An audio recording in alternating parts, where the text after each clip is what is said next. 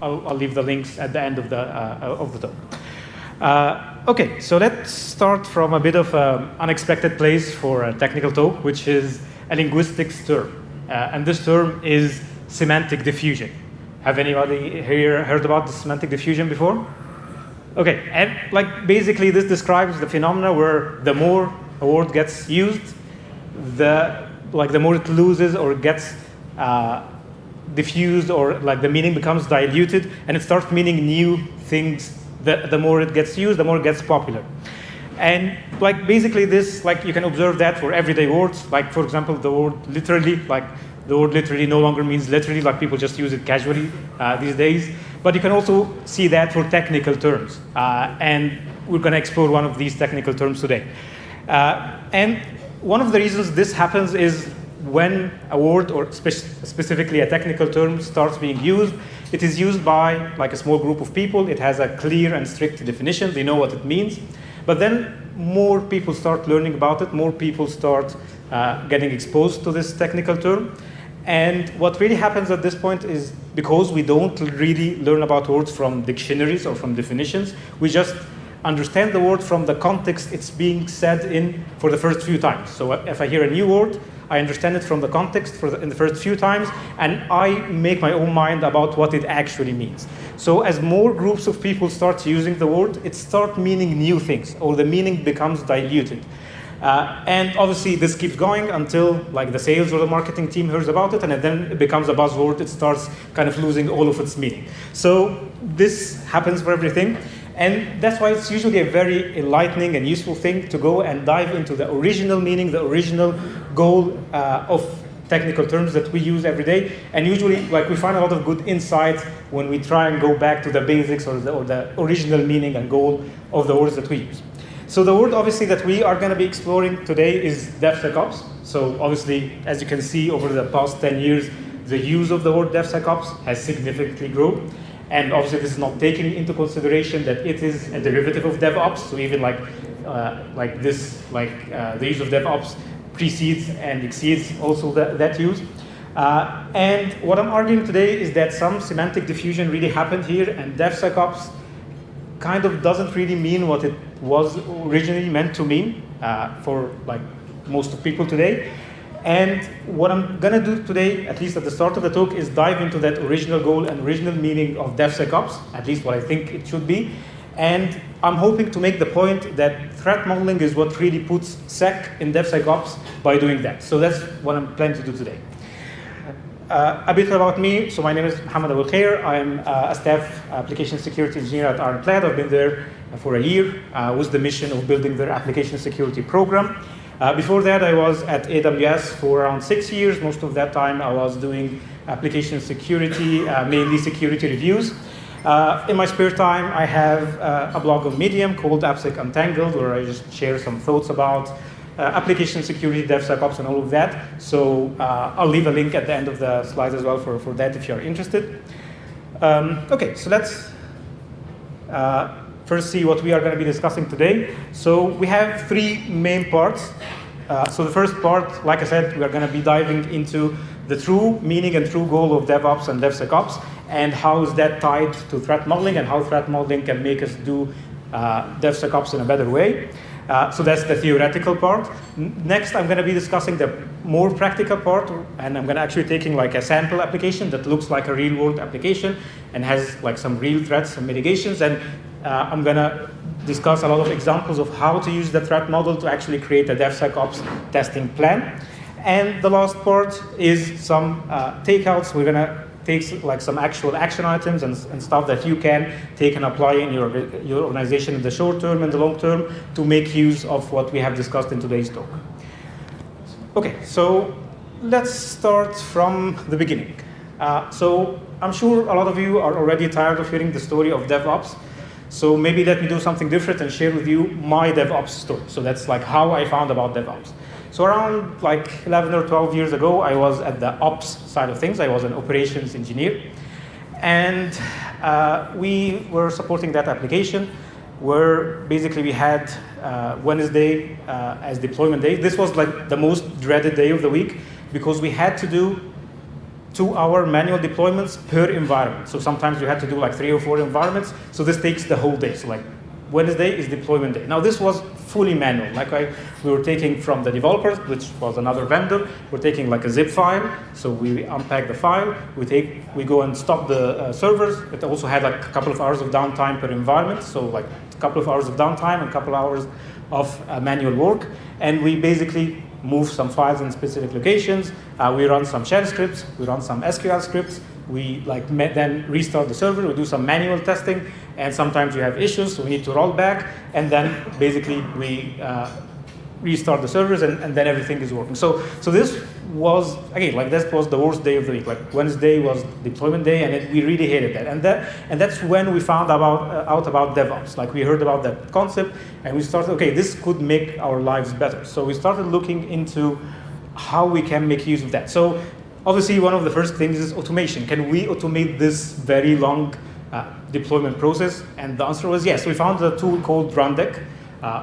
Hindsight, it didn't really make it as other tools, but it did the trick for us. We wrote some shell scripts, and then we configured Rundeck to do the deployment automatically for us. So it was actually stopping the servers for us. It was doing some manual checks to make sure that everything looks fine, and then moving the files to the right locations, running the needed scripts, and all of that was done automatically. And now, instead of having to manually deploy, we just run the job on Rundeck, and then we kind of drink our coffee or tea and just see how things are working. We also did some other things. So we eliminated downtime by changing the way that we are restarting. So instead of stopping everything, deploying, and then starting everything, we basically did it one server at a time and found a way to make this work. And obviously then the other thing is how to make sure that we automated the deployment. We also want to make sure that this doesn't break anything. So we started automating the testing as well. And we started doing things like adding dashboards for things like CPU utilization, memory utilization. We started looking into using things like Selenium, which was again, very new to us, testing the main use cases of how people use the website and so on. So we wanted to automate testing as well. And again, this made our life much easier because now, instead of having to go and spend 8 hours every Wednesday on deployment, we just needed to run this script and do a lot of our job was automated. And this takes me to the definition of DevOps, which I prefer or I like the most, which is it's the set of culture, tools, and processes to basically make software delivery fast, efficient, and reliable. So these are the 3 main goals of DevOps. It's making things fast. So now because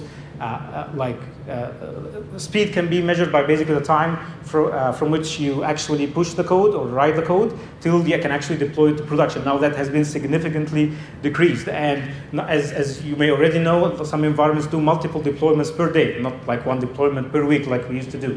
So now the speed has increased. Obviously, the number of deployments and the time between the time you write the code and the time you deploy to production has significantly decreased.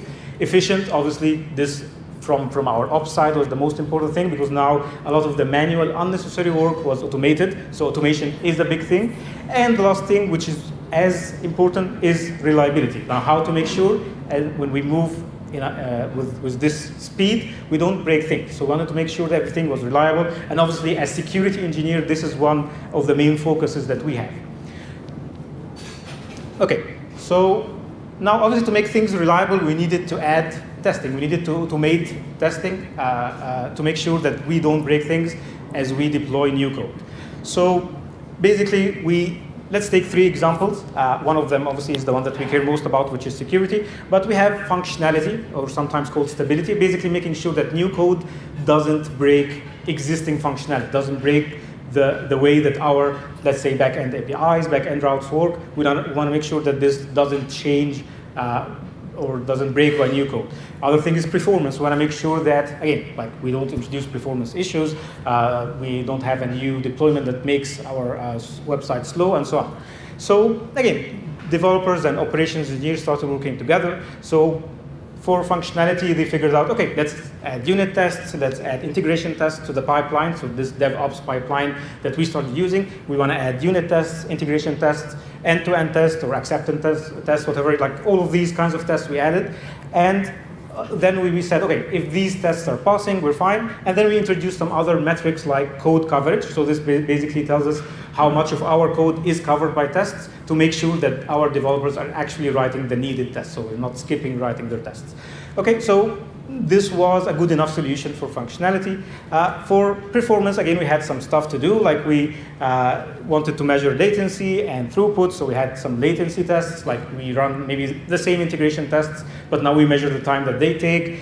We can run load tests, maybe at specific times or specific scheduled events, whatever, to measure the throughput. We were also monitoring things like CPU utilization, memory utilization, so like these performance metrics, and trying, let's say we have a memory spike after a deployment, then maybe we can look at memory leaks and see what happened. So again, we had some stuff to do for performance.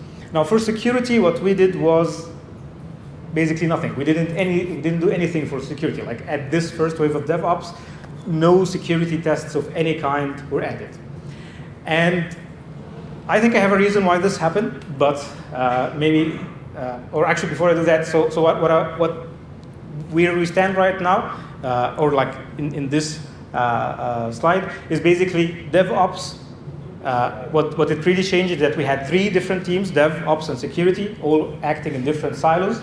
And what happened is that we broke the silo between Dev and Ops, so now we solved a lot of the problems for Dev and Ops to collaborate together and work with speed and efficiency and reliability.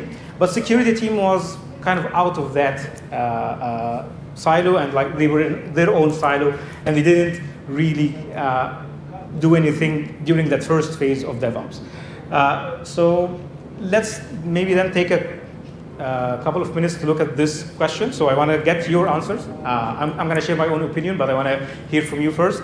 Why do you think security testing wasn't naturally added to DevOps tooling in that first wave of DevOps? Why do you think that security teams didn't really care that much about it? So you can use the QR code, or like go to slido.com and use the number that you see here. Take a minute to think, a minute to do it, and then we'll take like 2 or 3 responses and have a look at them.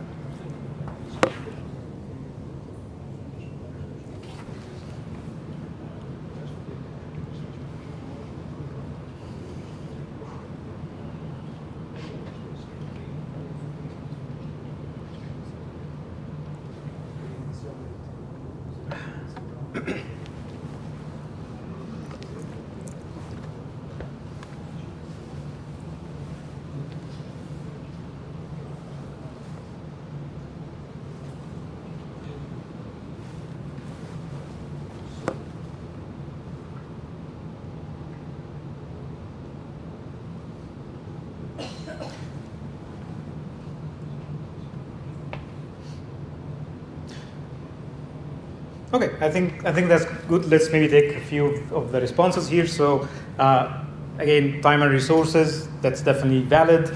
Again, it doesn't add business value. That's valid. Okay, so again, like there are many reasons. The reason that I think, and the reason that I want to share with you is that, again, DevOps at the beginning was solving a problem for Dev and Ops teams, but it wasn't solving a problem for security, because like security was working on their own way, doing their like asynchronous offline reviews, not really like working within that pipeline or within that collaboration between Dev and Ops. So security teams didn't really start being interested in DevOps until it kind of, they became the bottleneck. Like now, teams are working much faster, but we are working with the same original speed. And like we just want to take a few months to review a feature, and you want to deploy it in 2 weeks. So obviously this, now we started becoming the bottleneck, friction happened, and now, okay, so like used to take like 2 months to deploy. How are you taking 2 weeks? Now we have this new thing called DevOps. Okay, let me look into this and see how I can make use of that. So security teams didn't really have the problem that Dev and Ops had, and they didn't care about it because it wasn't their problem. But they started caring not because they wanted to solve a problem, but they started caring because security teams became the problem. Now they are slowing things down for Dev and Ops teams, or like obviously, as many organizations have, like just Dev teams or DevOps teams. So even like we didn't have that separation between Dev and Ops teams anymore. So security teams started thinking, okay, what we can do. So let's look at what the DevOps teams are already doing. They have tools they are running. They have acceptance criteria or passing criteria. So, okay, we have already some tools that we are using for our security reviews. So let's just plug in these tools into the pipeline. So that was the first thought. That's better than nothing. But obviously, I think you can all see where that is going. So we started like, we have SAST, we have SCA, we have DAST, we have all of these acronyms that we like. So we just put them into the pipeline. And the criteria, okay, you don't have any findings. So if you don't have any findings, you're secure. If you have any findings, then we will block your pipeline and you cannot deploy. Now, obviously, we all know that this didn't really work. And why didn't it work? Obviously, because this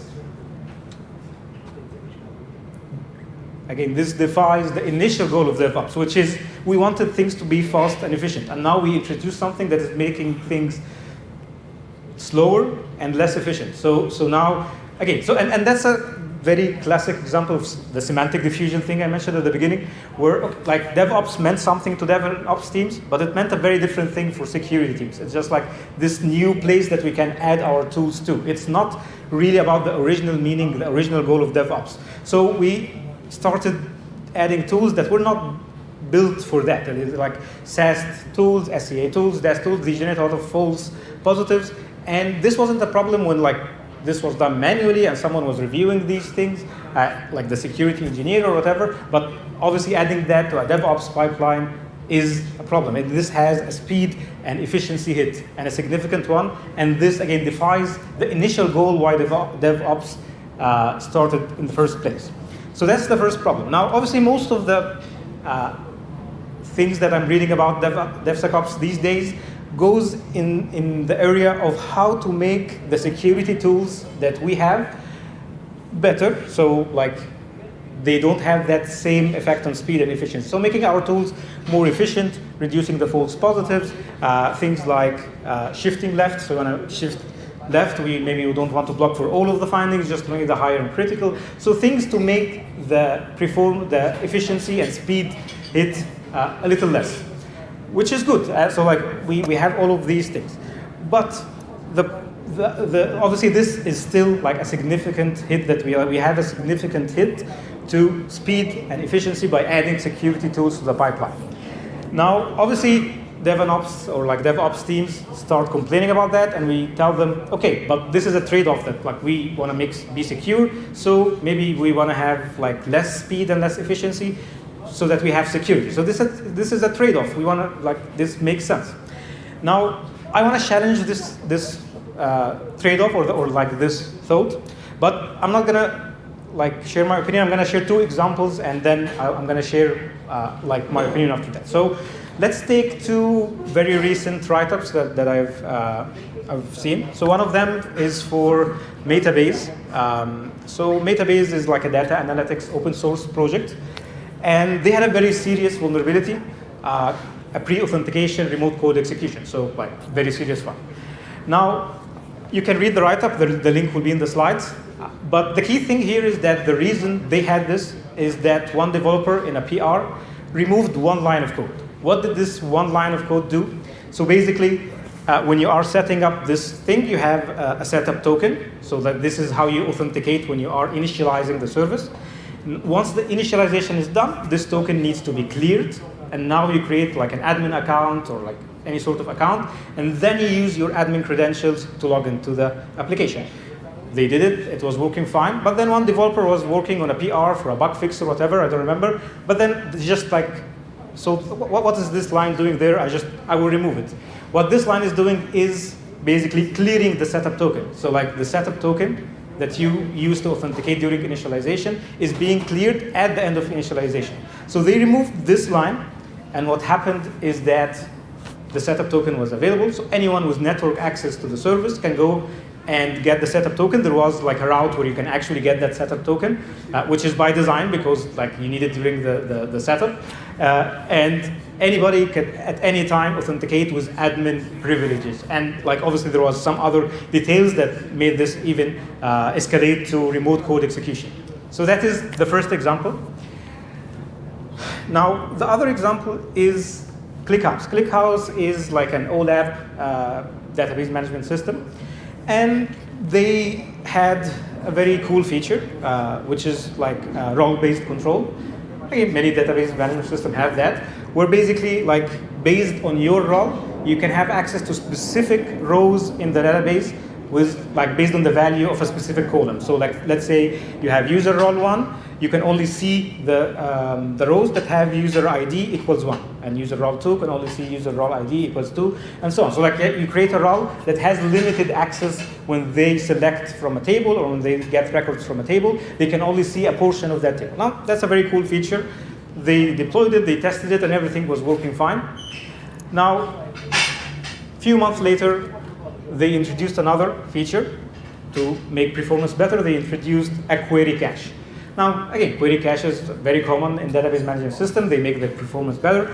But what they missed is they missed adding the user role into the hash or the identifier of the query. So this meant that if user role 1 called the query and user role 2 called it right after, so user role 2 was getting user role 1's results, because now it is cached. So, like, it's not really, like, it's not reaching the server. It's not like the authorization is not really happening at the server. It's just cached. And because these are not seen as two different queries, because the role is not added to the identifier or the hash of the query, so now you have authorization bypass if, like, again, if you call the query in a specific order with two different roles.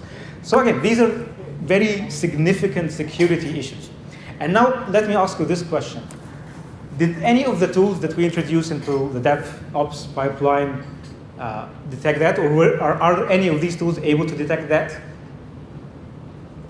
Now, I think we all agree that the answer is no. Like, SAST cannot detect that, DAST cannot, like, all of the tools that we use cannot detect that. And this is because these are business logic things that are related to each application, like, it's unique to each application, and, like, it's different. So you cannot really write a tool that would detect these things for you. These are core security controls that are related just to Metabase, just to ClickHouse.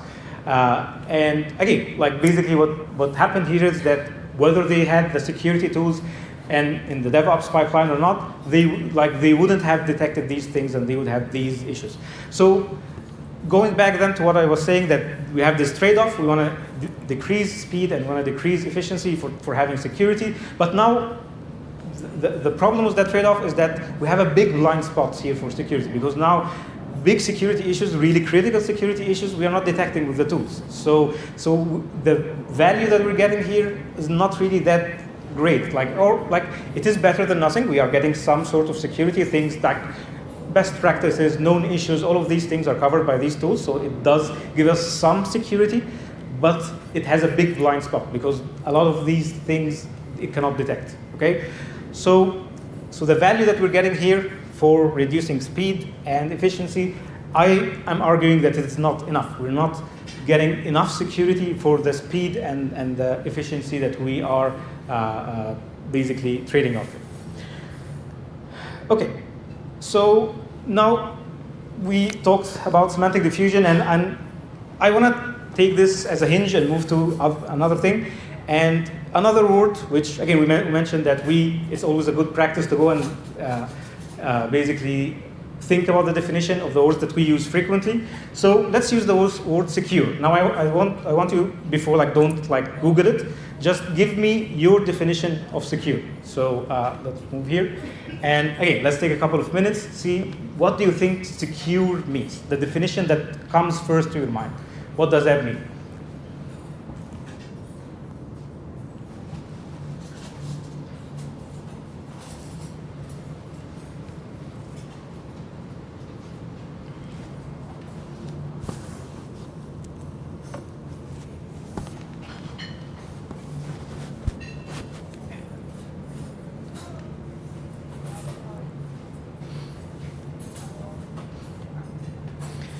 Okay, so let's take so remains robust when under attack, protected from danger,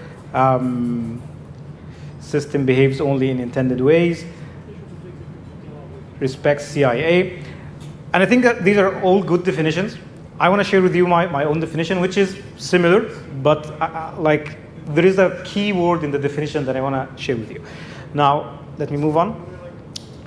So this is like the definition from Google. Obviously getting it from a dictionary. And it says the state of being free from danger or threat. Now, what's the keyword here? Anybody notice the keyword? So the keyword here is threat. So the thing about security is that, again, we use that word every day, and that's like our role, so we don't think much about it, but security in itself is not, like, doesn't have the full meaning. You can only say that you are secure if you know what you are secure from. So if I say, is this building secure? Like, probably a follow-up question, what secure from what? Like, is it secure from theft, crime, from natural disasters, from earthquakes? So these are all different types of security. And if you don't know what you need to be secure from, you cannot really say that you are secure. So again, the keyword here is threats. You need to know what you need to be secure from. If you don't know what you need to be secure from, then you cannot really say that you are secure. And that's the key thing that the key point that I want to make today. So this obviously takes us to what we want to discuss today, which is threat modeling. So again, if we have our application and you want to say this application is secure, we cannot really say that without knowing what it needs to be secure from, and that's the goal of threat modeling. So let's go to the 4 questions. I'm sure we all know these 4 questions. So what are we working on? What can go wrong? What are we doing about it? And did we do a good job? So let's see. Basically, obviously, threat modeling has many benefits, but I want to focus on one of these benefits. So obviously, we start by discussing the scope. We get the threats, so everything that could go wrong, and then the mitigations. These are things that prevent things from going wrong. And basically, and then we see whether we did a good job or not. But now the key thing that I want to mention here is that threat modeling defines what secure means for an application. So if you don't have a threat model or something equivalent of a threat model, then you don't have a definition for security. So we're just looking at so let's say your tool scans for specific things. So you are secure from the things that the tool scans for, but are these things relevant and important for your application? You don't know. Maybe they are, maybe they are not. But the key thing here is if you don't know what the threats are, you don't know whether you're secure or not. You can use 10 tools, 20 tools, but again, if you don't know the threats, you don't know whether you're secure or not. So again, one of the main benefits of threat modeling, the main benefit for me is that threat modeling defines what secure means for an application. So if you know the threats, you know what secure means. And then if you have the list of mitigations, you have the list of things that always needs to be true for your application to be secure. So if I have 10 threats and let's say 10 mitigations, if all of these mitigations are working as expected, then based on my threat model, I can say that I am secure. Now, obviously, our threat model is always complete, obviously not. But again, this is like our conscious effort to define security and make sure that we are secure. So the question to the answer, whether I'm secure or not, is, are the mitigations working as expected or not? If all of my mitigations are working as expected, I can say that I'm secure. If like 90%, then obviously we look at the 10% remaining and how important and how critical they are. So these are the 2 main things I want to take from threat modeling. Again, the list, like we define security and we define the list that always needs to be true for our application to be secure. Okay?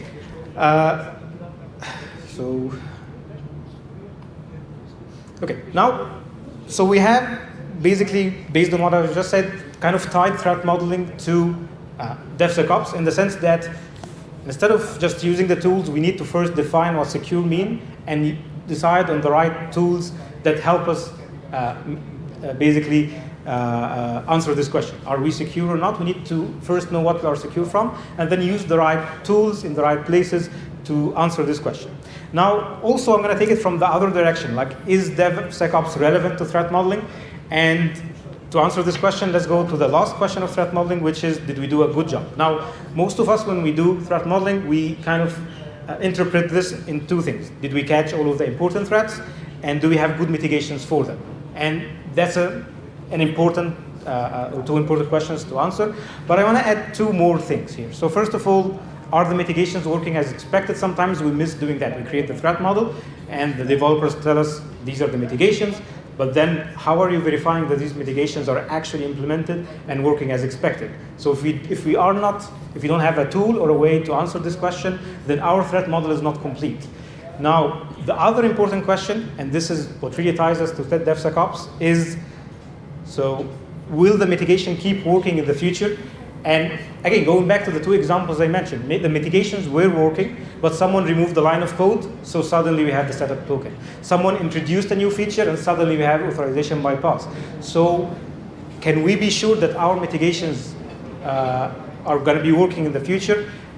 So this is basically another question. If we are not answering this question, then our threat model is not complete. And this is really what ties us to threat modeling, because again, you have different ways to verify your mitigations. Maybe a point-in-time verification would be a code review, a pen test, or whatever.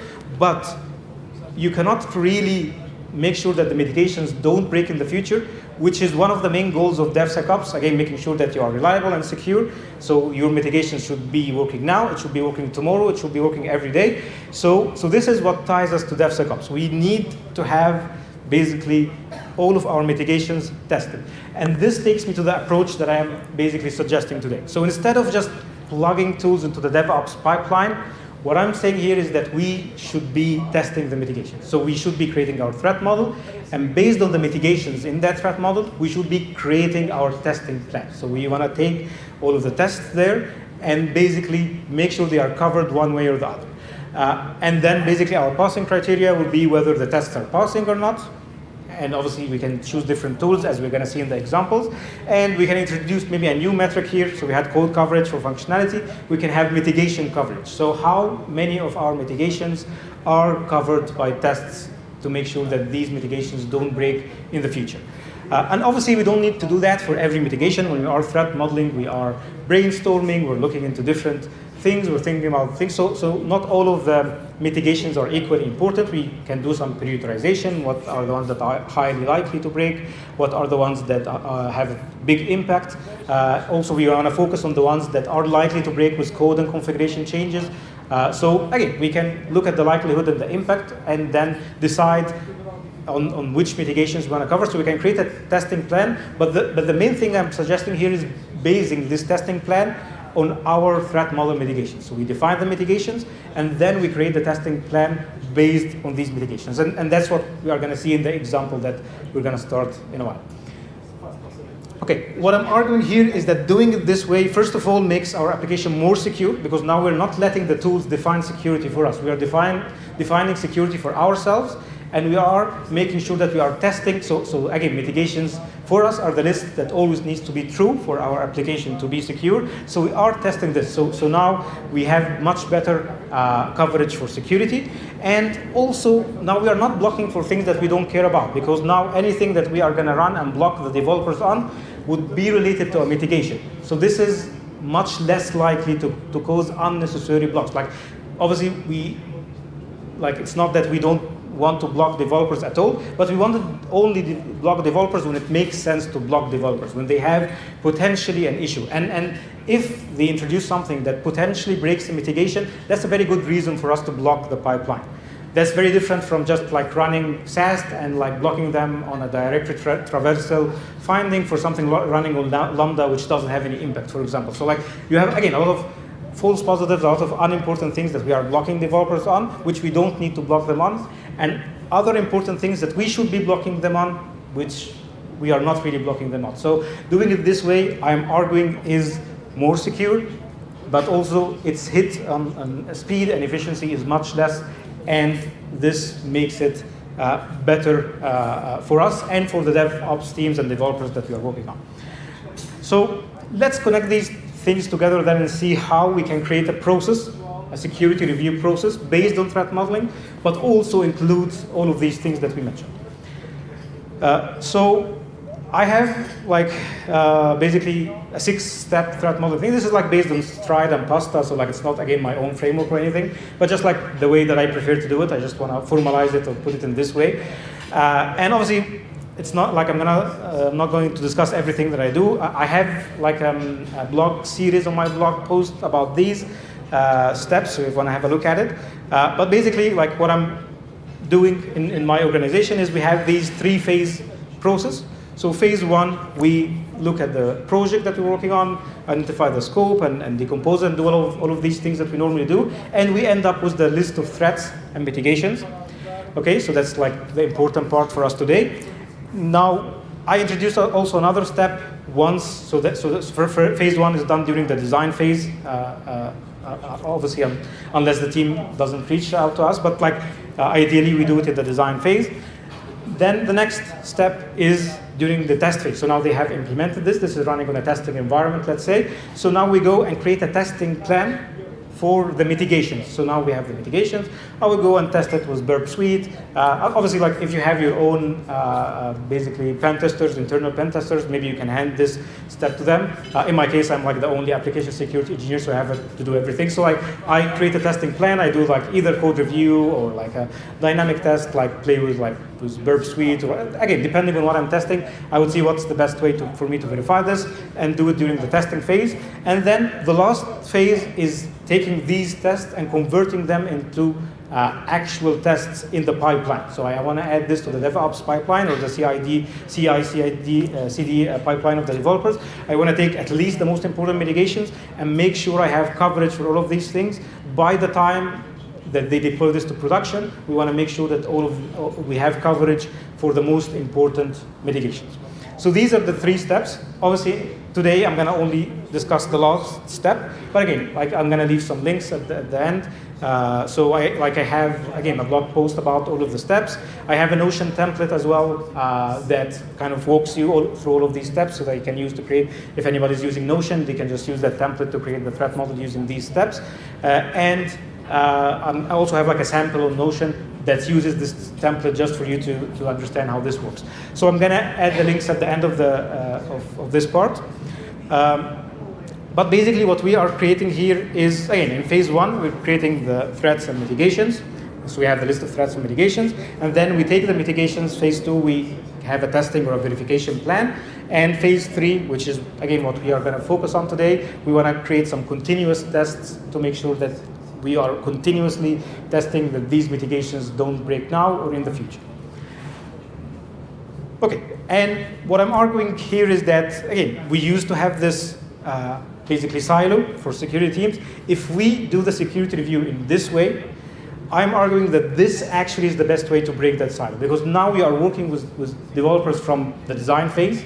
You are giving them clear testing requirements. So these are the things that always needs to be true. This needs to always be tested. And we're also giving them the tools to do it. Because sometimes we're going to see the examples. Sometimes you want to use a security tool. Sometimes you can use their own tools that they use for their own tests. So again, that's basically what I'm suggesting here. And again, in the example, it's going to be clearer, I hope. But this is the approach that I'm basically trying to apply in my organization, and that's the approach that I'm suggesting here. Okay, so let's move then to the second part of this talk, which is the example. So again, this is already in a Notion document. I'm going to share the link at the end. But basically, I'm taking this, I'm imagining that we have like a file upload and share service.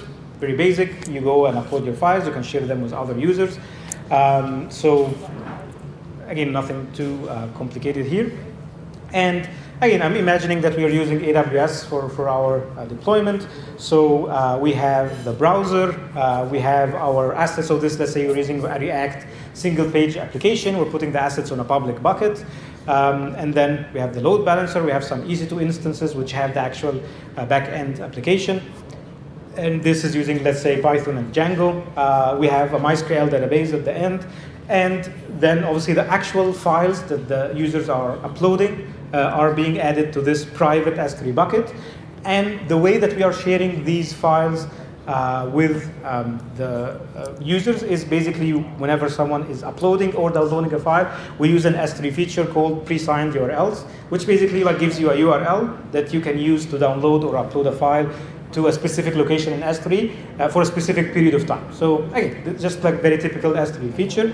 And again, just to make things simple, I am assuming that like registration, login, sign-in, payment, all of these things are out of scope.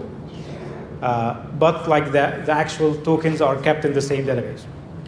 Okay, so this is kind of like how you would upload or download a file. Again, like you go from browser, you call the backend route, it does authentication and authorization. It goes to the database to get to actually be able to do that, and then it gets the path of the file, and then it generates that pre-signed URL, sends it to the browser, and then the browser uses the pre-signed URL to either download or upload the file. Again, don't worry about the details. Like, I already have a sample that has a threat model for this, but obviously feel free to have a look at it and review it or like maybe even modify it if you want. But the point is here, okay, we want to apply that concept here. So again, I already have this service, I have a threat model created for it, and now I want to use this threat model to create a testing plan for this sample application that we have. Okay, so I'm going to take some examples. So let's take the first obvious one, which, again, like someone bypassing authentication or authorization, so unauthorized access. And the two obvious mitigations here is authentication and authorization. These are very common mitigations. Most of your applications will have basically authentication and authorization as key mitigations. And now, basically, my goal here is, okay, we have these mitigations. First of all, like we're relying on the a specific cookie as our session token. So we have a cookie we're using for authentication, and this we like validate this, let's say, from the database. And the other thing is our authorization model is that you can only basically act on files that you own or have been shared for you. A very simple authorization model. Obviously, like real applications will have more complex stuff, but again, let's simplify things. So we have authentication based on the session token, and authorization based on basically you either own the file or the file has been shared with you. Okay, so these are the two things. Now, let me ask you this question. Do you think SAST or DAST or like any security tool can help us with these tests? Anybody thinks that? That's true. The thing here is that this is a very important mitigation, but you cannot really use a security tool to cover this mitigation. What you can use is the same testing framework that your developers are using. So in our example, we're using Django. Django, they already have their own testing framework, and you can create your own tests to cover these things. So you can create an integration test or a unit test. I have two examples here. For example, if the session token is missing, make sure this is returning a 401. So this is giving unauthorized if you don't have a session token. Or if you have an invalid session token, so that's another test that you can add. I have another one for authorization. So I'm just like creating a file with user 1, logging in with user 2, and trying to download the file or share the file. And I should be getting, again, a 401 or an unauthorized access. So these are just integration tests. Developers are already writing these, and they like, depending on what framework, what way they do it, but like 99.9%, your developers are already writing some integration tests. And the thing is, like, developers kind of never write into tests for authentication authorization unless you ask them to do it. And when they do it, usually they do a good job, but they never like think about it. They never think about authentication, adding authentication authorization to their tests. So that's a very easy thing to test, and you don't need to buy a tool or deploy a tool to be able to do it. You just need to tell the developers to do it, or sometimes you can even do it yourself if you have, if you want to go and like get your hands dirty with the code. But the point is, this is very doable. This is very feasible. You can just ask them to add these tests to their code, and now you have tests for authentication and authorization, which, again, if any of these things break in the future, anybody introduces code that breaks these things in the future, you definitely want to block the pipeline for this. Like, you want to make sure that you see why this is failing. So this is a really important test to have, but like from what I've seen, most developers don't care about adding these tests until you ask them to. So that's one of the outcomes that you can have from your threat model. You go and these are two mitigations. And obviously, you don't even need a threat model to know that you need to cover authentication, authorization with your tests. So that's like one of the obvious ones. Another example, if they're using something else, so like another tool that's used for tests called Robot Framework, if anybody have heard about it, another testing tool. So again, that's another test, not for the same application, but like, again, this is like for an application using JWT authentication. So again, just making sure that the JWT token exists and is properly signed, so doing the verification. So if you try, like basically trying without the token, making sure you're getting 401, then signing it with a different key, and also making sure you're getting a 401. Very simple test to write, but again, developers won't do it most of the time unless you ask them to do it. So again, so here, and that's one of the points I want to make today, is that when we started getting into DevSecOps, we kind of basically looked at security tools as equivalent of security testing, but these are not equivalent things. Security testing can be done with security tools or can be done with other different types of tools. So it's about what you want to test, not about the tool that you want to test. So again, we are using the same testing frameworks, testing tools that the developers are using, and we're just adding tests for authentication and authorization. So that's one of the outcomes that we can, or one of the tests that we can add to our threat model here as one of the required tests. Okay, let's take another one. So again, this is a very common one. So the mutating routes, the ones that download, upload, share files, we want to make sure they have CSRF protection, because otherwise someone can just use CSRF, let's say, to share your file to their account. So we want to make sure that we have some sort of CSRF protection. Now we have identified two mitigations. One of them, again, Django has its own CSRF middleware. So the developers said, okay, we are going to use the middleware that Django provides us for CSRF. And let's say they said we are going to be adding the same site cookie flag as well as an extra control. Okay, so obviously we don't need to test these two things. I would focus on the first one because that's the more important one. So I want to have the CSRF token. And there are multiple ways for us to test this. So we can either do the same thing that we did for authentication. So we can write integration tests that calls these routes without the CSRF token and make sure we're getting, again, 401 or 403, or like getting unauthorized, basically. But I want to share a different way to do it here, which is basically, so yeah, that's first of all how it looks like. So again, like there are multiple ways to use the Django middleware, but the one that I'm assuming here is that the mutating routes have this decorator, CSRF protect, at the top of the function. So this needs to always be there for the mutating functions. One way to do it, again, is integration tests. One other way, and I wanted to share this other way just to show you that you can use your security tools as well, is you can write a static analysis or a SAST rule for it. So I'm using SamGrep here because they have this like custom rule feature. And what I'm doing here is writing a custom rule saying that if any of these functions, upload, download, share, unshare, delete, so these like the mutating functions, doesn't have the CSRF protect decorator at the beginning of the function. So if someone removes this for any reason, this will give me an alert. Okay? So now this is, again, this is like, SamGrep doesn't come with this rule. I've written this rule myself. And now this is something. Obviously, sometimes, like if it, in some situations, you will have the rule already in your security tool. So it's just about confirming that it is there and it is working. But sometimes it's not there, and then maybe you want to use something that has this feature of writing custom rules or customizable so that you can run this. So I added this tool, and now developers, when they do this mistake, they will even be able to learn. So let's say I'm running these SamGrep scans when they submit a PR or like at earlier places in the pipeline. So now even they can know that they removed this important decorator at an earlier stage and hence fix this issue before it goes to the actual build workflow. So again, there are multiple ways to do it, but the point here is I want to choose the best way. Maybe I do two things. Maybe I do the integration test and the SAST tool. But the point here is, again, I'm not using the SAST tool out of the box. I'm configuring it to cover the mitigations. That's very different from just taking SamGrep and running it. You get some value, but again, you're not covering one of the important things which you can cover by just writing this very simple custom rule. Okay, let's take a different one. So this also is an interesting one. So again, we have some sensitive stuff in the database, and we're taking user input to build queries. So obviously, SQL injection is an obvious threat here. We have MySQL database, and we have user input used to query the database. We have SQL injection as a threat.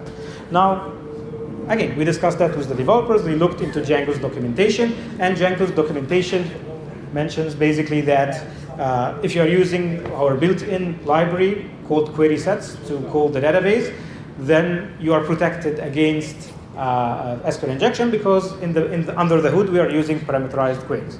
So this is like a very good mitigation. Now, maybe you can say, okay, this mitigation maybe doesn't need a test because it's just like about choose the choice of library, which again, like maybe makes sense. But again, sometimes you want to look a bit into the details because if you look at the last paragraph here, it is saying that, okay, there are exceptions to this rule. Even if you are using query sets to query the database, if you use row queries or custom SQL, so these are two features or like two functions that you have in query sets, these could be vulnerable to SQL injection. So now the thing that we want to write a test for is making sure that the developers are using basically query sets, but not using these functions. And now this is another good use for your SaaS too. So again, looking at, before we move, so this is just how, like, for you to imagine, that this is how query sets look like. So like the first part, basically you're using the query set when you do like my model objects.get, primary key equals 1. So this is like how you query the database using query sets. If you go to the part down where you actually have this like insert, this part where you have this insert, so now this is uses the row function. So now you potentially could be affected by, so again, these are two different ways in Django to call the database.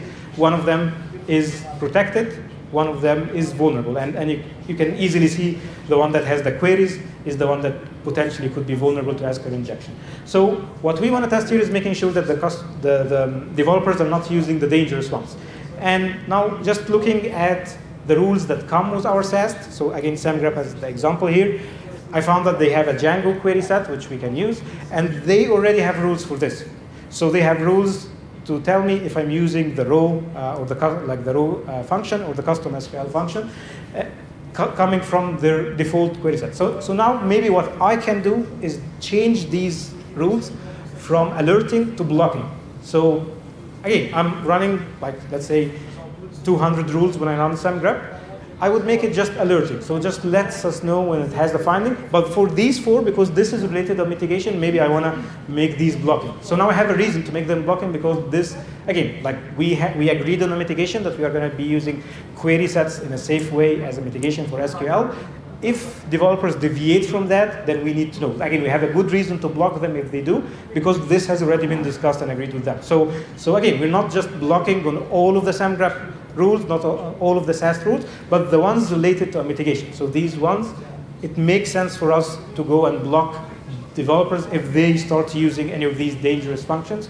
At least have a look at it. Sometimes like they would be doing it securely, sometimes they have a reason. But again, that's a good reason for us to do it. And the thing here is, as long as it is related to a mitigation and this mitigation, you can share it with the developers, it makes sense to have this discussion. It is a much better discussion than just telling them SamGraph has a finding and let's just have some look at it. Like, what value does it add to us is always going to be at the back of their heads.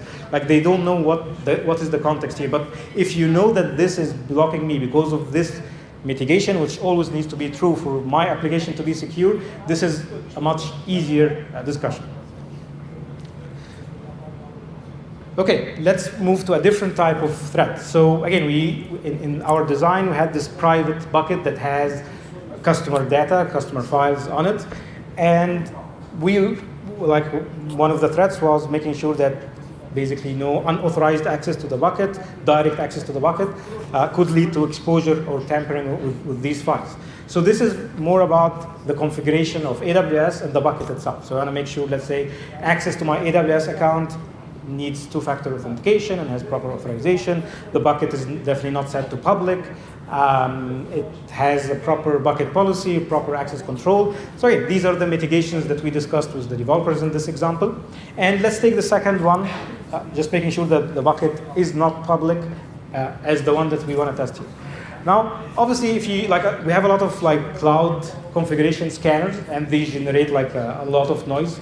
So there are paid ones, there are free ones, and obviously, again, sometimes you would run this tool, and in our case, even if we don't have an issue, this will give us an alert for this, because if you remember, we had another public bucket where we kept the React application, the single page application. So our like web assets, we're already in a public bucket. So our account already has some public buckets, and let's say it has a reason. Obviously, there are ways for you to share these things through CloudFront or whatever without having to have public buckets. But again, let's say you want to use public buckets for any reason. So now you have some public buckets, and it is okay for these buckets to be publicly readable, but some other buckets that are not. And sometimes you would run the rule, it will give you the alert, and you will just shut off the rule because you know, okay, like we already have public buckets, we know that we have. So you shut off the rule, and then someone changes the private bucket to public, and you don't get an alert because the rule has been shut off.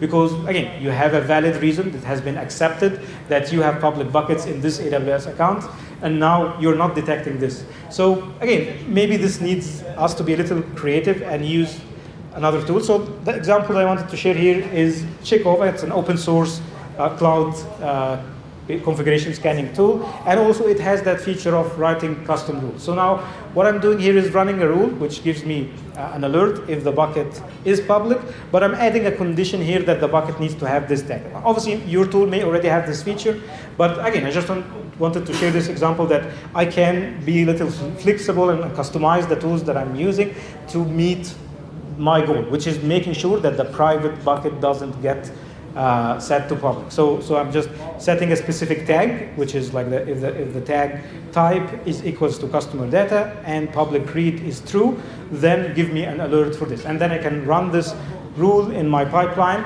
And again, if the bucket is, obviously sometimes you can even do a detection. Let's say if you have Terraform or CloudFormation, you can even like scan the actual template itself. So you can do it different ways depending on how you're deploying things. But the point is here, again, you have the mitigation. Want to make sure this bucket doesn't become set to public. Again, we have many incidents caused by someone changing a bucket to public. So again, we want to make sure we are testing this maybe either periodically or in the pipeline with the right tool. So again, that's another example.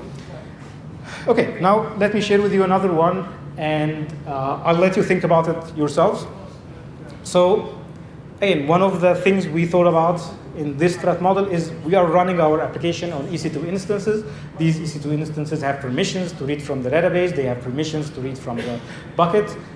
So what if we have SSH enabled on these instances and someone with a weak credential, someone just SSHs into these instances and has the same access. So this is another type of threat here. And the mitigation is, obviously you have different options. You can either have like MFA for SSH, or you can use a Bastion host, all of these things. Or you can just say, like on production, I don't need SSH. So I'm just going to disable SSH on all of the production EC2 instances which have access to production data. So let's say that is the mitigation that we want to test. And obviously this is one of the mitigations that like are more likely to get basically changed, because like developers, once they need to troubleshoot, they will just go and enable SSH and SSH to the instance.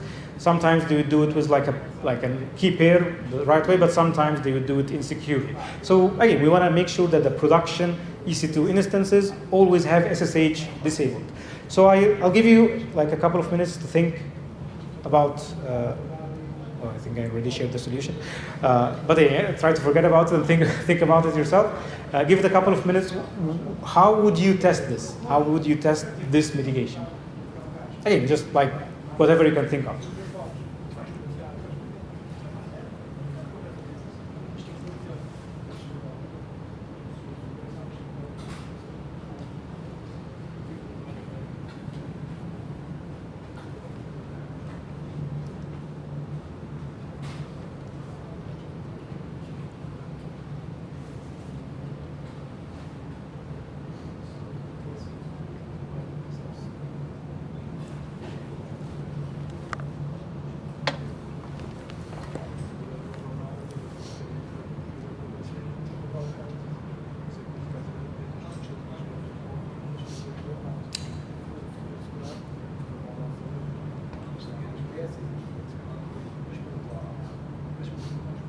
Okay, so we have some good suggestions here. Maybe the most repeated one is continuously trying to SSH to it, so like using something like a port scanner. That's a valid solution. The solution that I prefer for that kind of thing is again, using an AWS service called SSM, if you have heard about it. So this SSM, basically, the way it works is you have an agent on the instance, and using this agent, you can run commands. Now, obviously, this does give you remote access to the instance, but like this uses AWS credentials. So if you have, let's say, multi-factor authentication, strong authentication for accessing AWS itself, then enabling SSM on the instance should be fine. And then you can just run this command repeatedly in the pipeline or in a scheduled manner, which is basically, if you look at the last line, sudo service SSH status, and if it returns anything but disabled or stopped, then you raise an alert. So again, I'm just using an existing AWS service that even if SSH is disabled can run a command on the EC2 instance, and this is telling me whether SSH is disabled or not.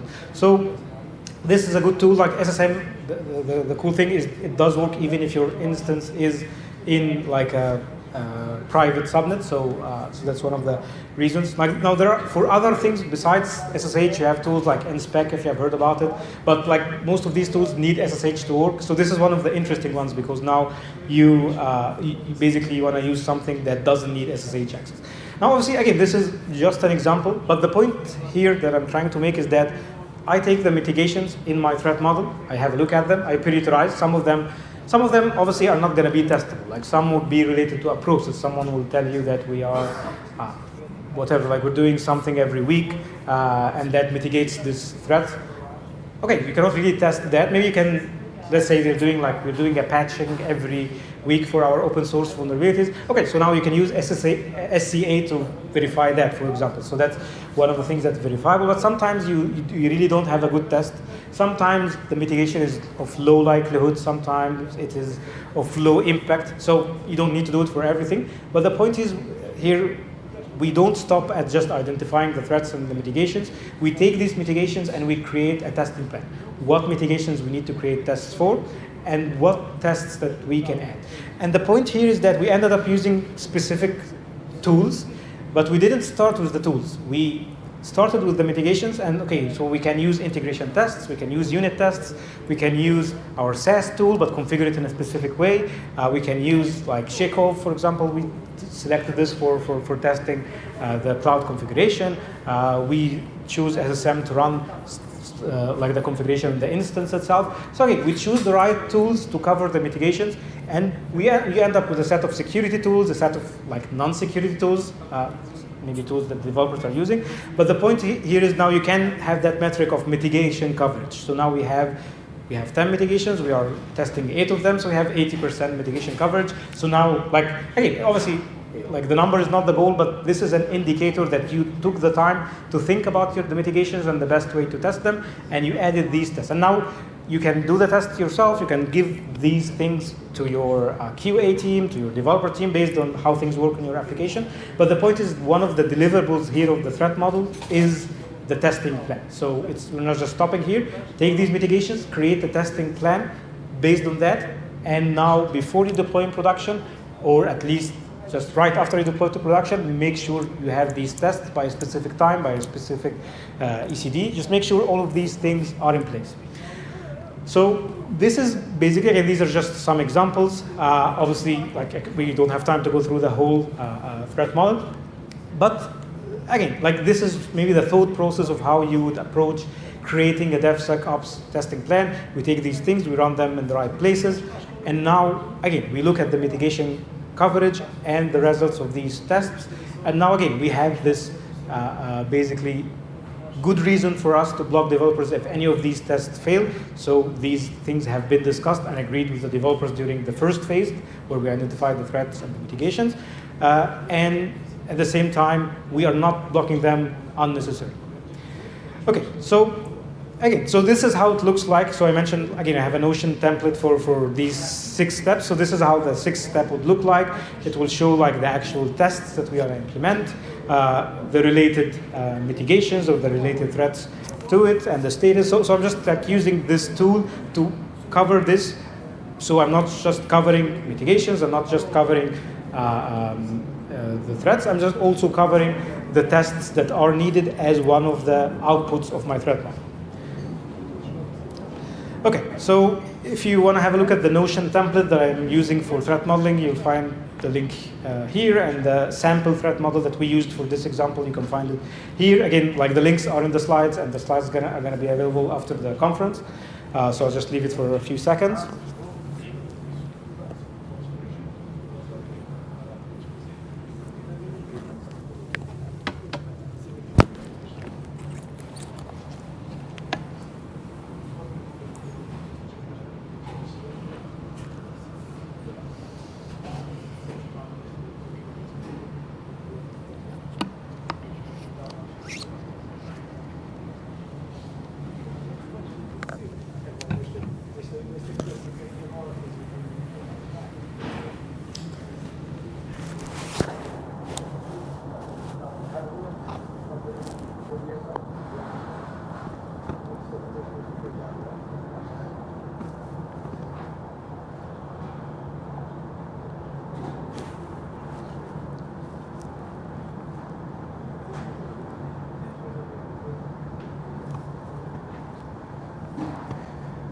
Okay, I think everybody's done. Okay, so let's then move to the last part of our talk. So again, we discussed a lot of theoretical details, a lot of, like, we took the examples. Maybe let's try and tie what we discussed today to the real world. So what's the key takeouts, I guess? So first of all, again, if you are not performing threat modeling, you definitely need to start doing this. And obviously, adding threat modeling to a process is not an easy project. It takes time. It takes a lot of effort. You need to have buy-in. You need to discuss with a lot of teams. But start this process. It takes time. Like, try and have maybe one team do a pilot with you, do a threat model for them, work with like the engineering leads, try and convince them maybe to add specific types of projects. So start with trying to create that threat modeling step, or adding that threat modeling step to the design phase. Because again, during the design phase is usually the best time to start threat modeling, where nothing has been implemented, changes are cheap, you basically just need to change the design without having to re-implement anything. So it's always good to be able to do that. Or like, if you're not able to do that, maybe take an existing project and do like a retrospective threat model for it. But the point is, try to do it. And obviously, to reach the point from no threat modeling at all till like every team does threat modeling for like most of the projects, this takes like quite a few times. Like, it can take like a couple of years or whatever, depending on the size of your organization. But the point is, start doing that, because the key thing here is that the threat model is what defines security for your application. So if you don't have a threat model, you cannot really say whether you're secure or not. So this is one of the main reasons you always want to have a threat model for at least the projects that have high complexity and high risk. The other thing is, basically, again, make testing requirements. So if you are already working on threat models, add testing requirements as one of the outputs of your threat model. So don't just stop by identifying the threats and the mitigations.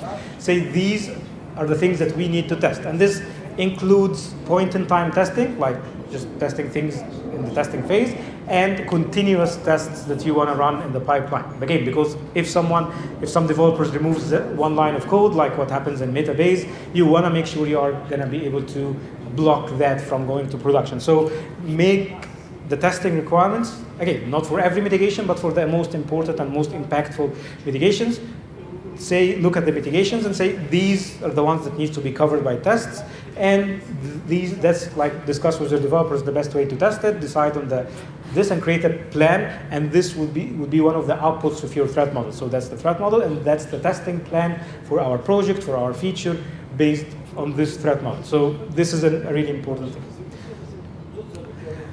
Now, the other thing, if you're not doing threat modeling, you don't need to wait until you are like threat modeling everything to basically use the same concept that we discussed today, because there are threats that are always going to be there. So like the low-hanging fruits, you always know that authentication needs to be tested, authorization needs to be tested, CSRF protection needs to be tested, things like rate limiting, input validation. All of these are mitigations that you commonly see in most of threat models. So you know these things are important, and maybe we can just kind of make them part of the testing requirements for every project. So you don't need to create, like, even if you don't have a threat model, these things, whenever they are relevant, needs to have some testing. So you want to start with the obvious stuff, the low-hanging fruits, and then make them part of the testing requirements of any project. And obviously having a threat model would help you with the less obvious stuff, but now at least you have something to start with, because again, I want to tie this to the real world. We don't always have threat models for everything. Like many teams don't do threat modeling. So again, maybe we have this baseline. These things always need to be tested. And now we want to also have a threat model to cover the less obvious stuff. Okay, and obviously, again, I want to reiterate that you don't need to test all the mitigations, but you need to have a conscious look at your mitigations and select the ones that are high impact, and also the ones that are more likely to be broken in the future. Like specifically the ones that are in the code. So like if your developers are writing the business logic for authorization in their code, then like this is very important to have this covered in a test. But if you're using like a tool for it, or like a proxy or whatever for it, it's less important. Obviously it is still important, but the point is like the closer it is to developer changes, so like in the code or in the direct like libraries they use, whatever, these things are more likely to break in the future, so these ones would be prioritized. So look at the impact, look at also how likely is it for a developer to break that in the future. Obviously, like one of the things that we discussed, like changing the configuration of an S3 bucket, changing the configuration on an EC2 instance. Again, these things happen more frequently than, let's say, if you have a threat about one of your libraries introducing an issue, or like, let's say you're using Django and Django has a vulnerability. Again, like obviously Django having a vulnerability is something you need to test for, but your developers would not break that. Like this would be an issue in Django itself. So again, just look at the likelihood of someone changing something to break this, look at the impact and select the most important ones, and prioritize. Maybe like you would have two types of tests. Some of them would be like launch blocking. You need to have these tests before launch, and some other ones that are good to have. So these are non-launch blocking. Maybe within 2 or 3 months after you deploy, you need to have them and just like track them in Jira tickets or like tickets of any kind. So again, like prioritize and have a process agreed with your developers. But the point here is see what works for you, but the point is having this plan and adapting it to your organization. The other thing is, we always have these safety nets. So we have like our tools, SAST, DAST, we have pen tests, we have bug bounty. All of these things would generate things that we have missed. So like obviously when you are doing threat modeling, we may miss some stuff, we may overlook some stuff. So use the other things that generate findings as a feedback loop. So, okay, like the pen tester found an issue in our application. This should have been a threat, but it wasn't in our threat model. So this is about making your threat model a live document. It's like you just don't create it and put it somewhere. Okay, like you run a pen test at the end of the year and you have a finding. Okay, what was the corresponding threat model? Did we have the threat? Maybe you didn't have the threat. So now you want to add this threat to the threat model. Make it so we had this pen test finding. This should have been a threat. That is the mitigation. So like the fix for that pen test finding would be the mitigation.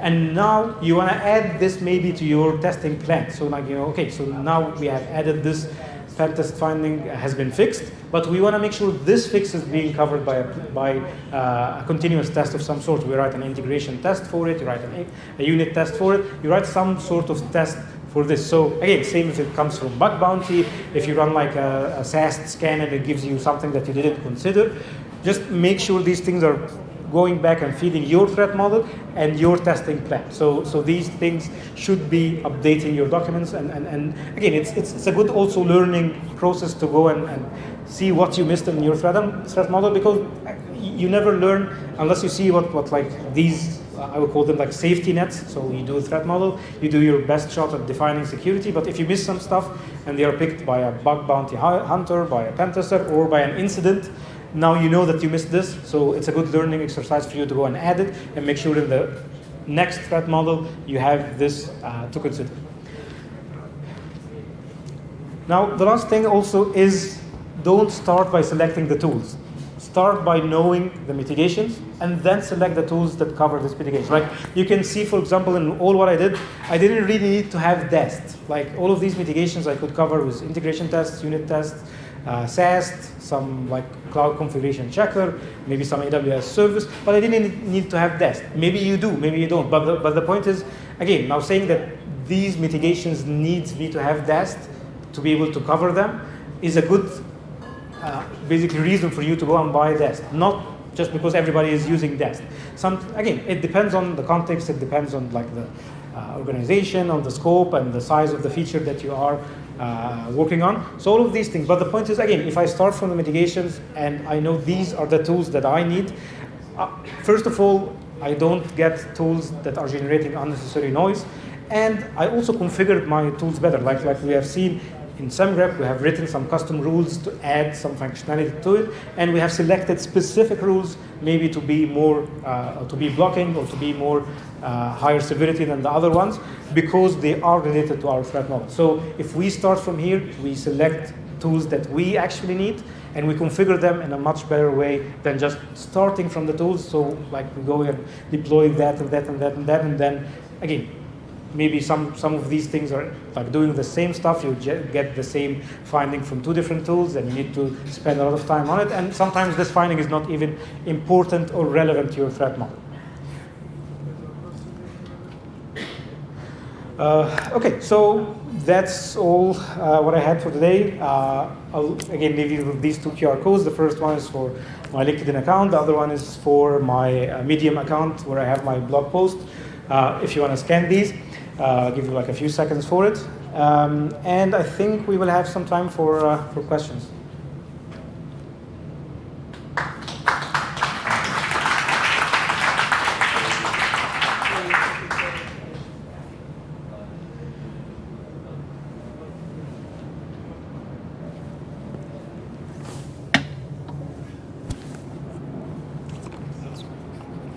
Hello. So, yeah, there's a question.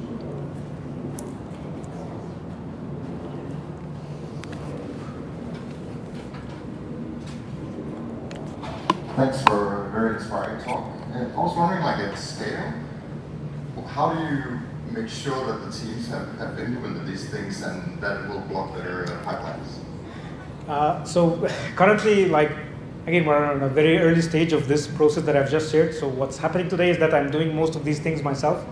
But again, obviously, this is not scalable. Like long term, obviously, like one of the things here is that they can implement them, and maybe you can have like a reviewer, maybe someone from the security team. If you have like a security champions program, maybe the security champions can own something like that. So, yeah, obviously, this is one of the things you need to trust and verify at the point. Depending again on the maturity level of the process and how basically far or how long has been implemented and how developers are like having like already are working with it. But yeah, like for my case, I'm just doing it myself now. Any other questions? No? So, give a big applause to Mohammed. Thank you.